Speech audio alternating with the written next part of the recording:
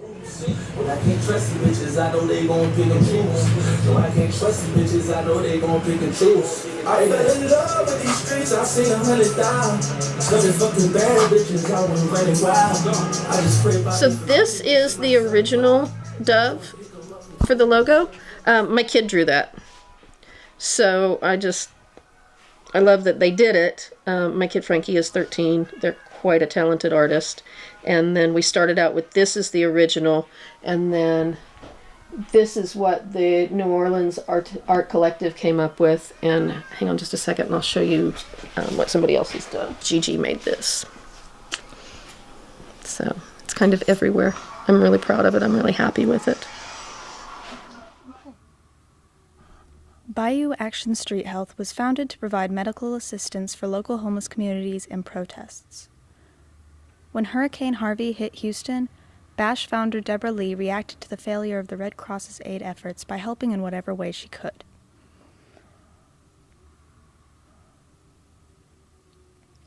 Oftentimes the first thing that happens after a disaster is people go through and clean out their closets, or they donate all the clothes that they've been holding on to for the time that they were going to donate.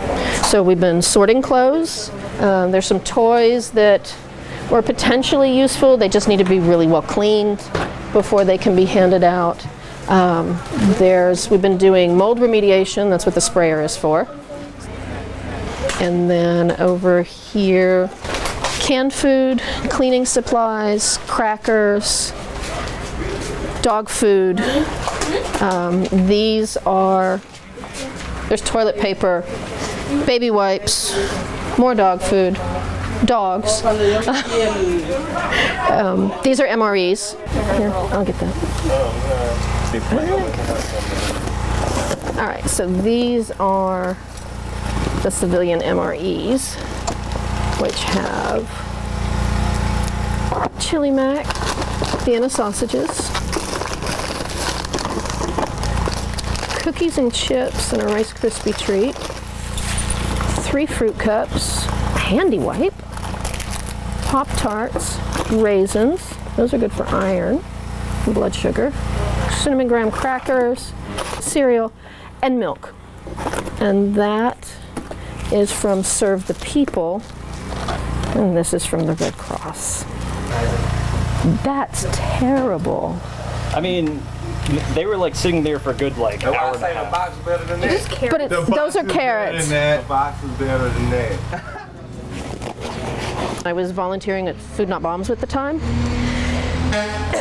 and I'd been doing home health, and I was familiar with going from place to place and situation to situation, but I wanted to be able to provide better care for the homeless folks that were coming out to eat. And then the night that the fella showed up and said, "Hey, can I talk to you a minute?"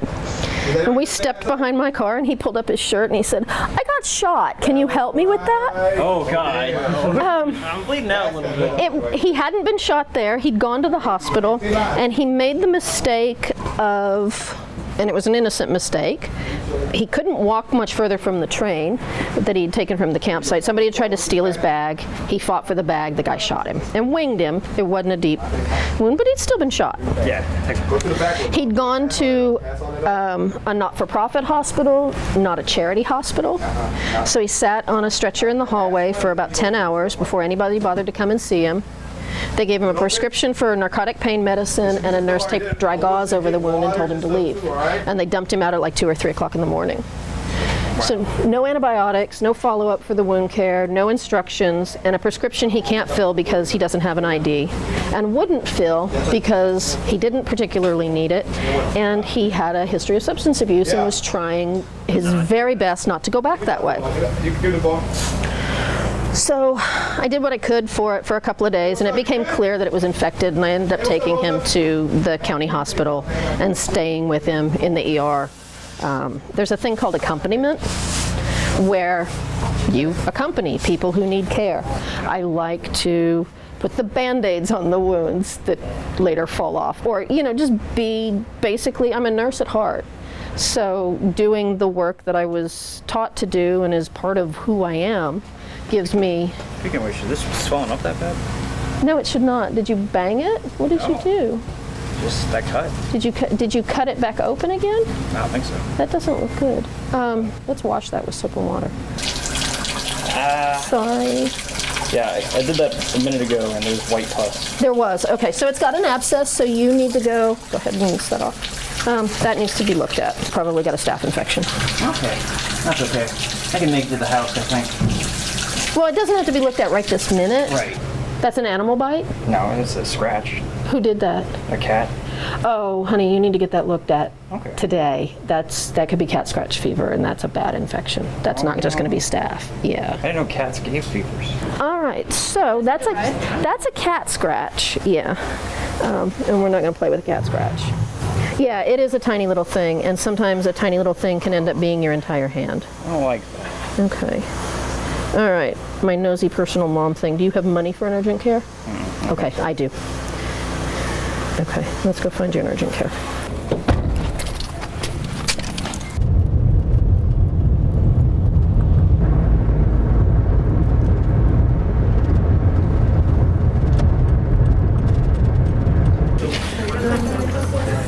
Hi, how can I help you guys?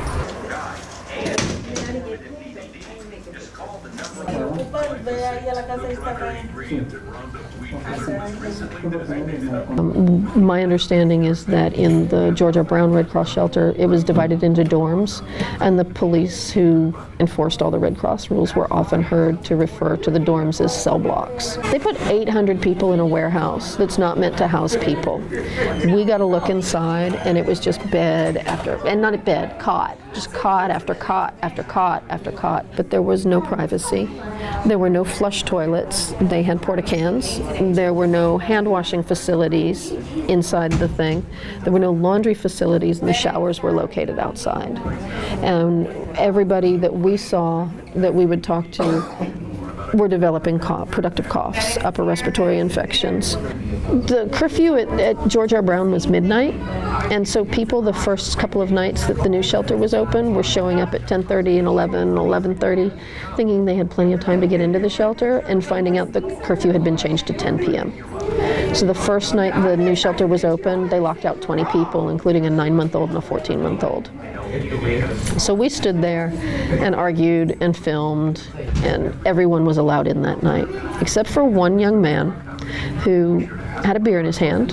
He was not intoxicated by any stretch of the imagination, but he was upset, and he was hurting, and he was telling people, look, I've been here, my dog is inside.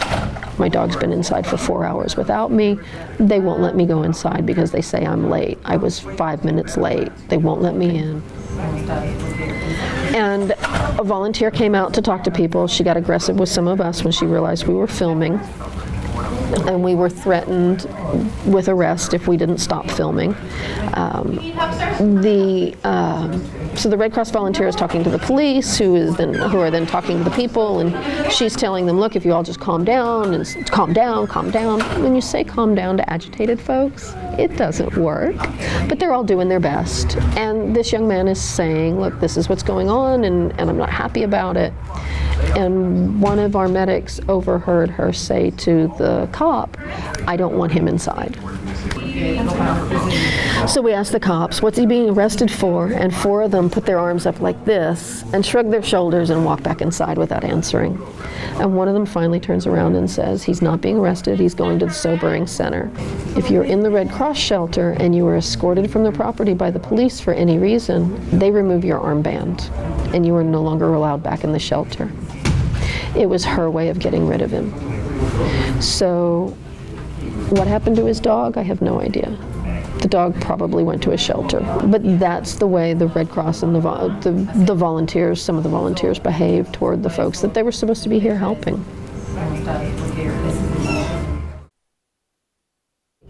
Just the little bits that you do every day, eventually it all adds up. Because you do your little bit without even knowing that somebody over here is doing a little bit. And a little bit very quickly becomes a lot.